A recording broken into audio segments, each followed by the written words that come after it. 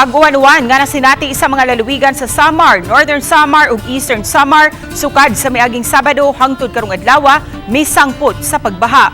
Kapin sa 3,000 ka mga tao ang gipa-evacuate. Ano ang report ni Femery Dumabo. Tungod sa nasinating halos walay huno nga pag-uwan sukad ditong Sabado tungod sa low pressure area o shoreline.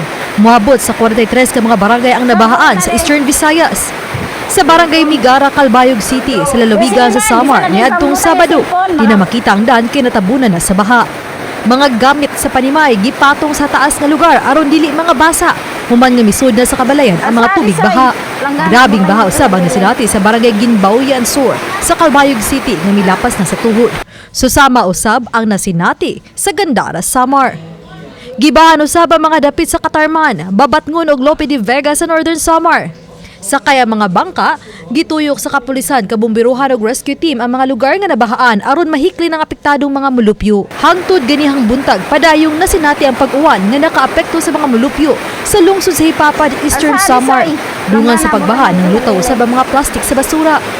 Ganihang udto lakip sa gipahikli ng mga sakay niining mga bangka o gidala sa munisipyo sa Hipapad nga lakip usab sa gilunupan.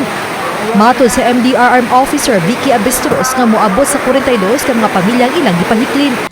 Sa natala sa Office of the Civil Defense Region 8, sukad alas 8 ganihang buntag, moabot sa 592 ka mga tao o 163 ka pamilyahan ang napabakwit.